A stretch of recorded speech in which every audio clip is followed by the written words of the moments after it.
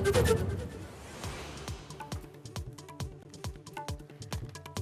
24 કલાક ગુજરાતના ખેડૂતો માટે માવઠાનું સંકટ। 40 થી 50 કિલોમીટરની ઝડપે પવન સાથે કમોસમી વરસાદની આગાહી। કાલે 11 જિલ્લાઓમાં પડી શકે વરસાદ।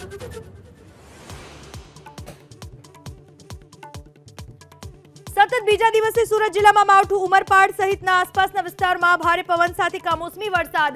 શાકભાજી, ડાંગર સહિતના પાકને નુકસાન।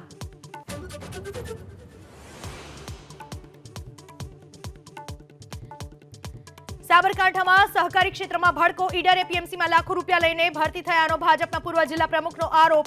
ઓર્ડર ન અપાયાનો ચેરમેનનો દાવો।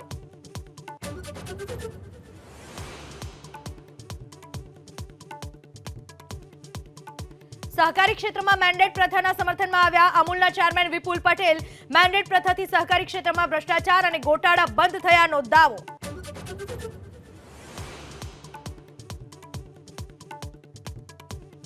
પ્રધાનમંત્રી મોદીએ વારાણસીથી નોંધાવી ઉમેદવારી। સતત ત્રીજી વાર ઉમેદવારી સમયે અનેક દિગ્ગજો વારાણસીમાં રહ્યા ઉપસ્થિત।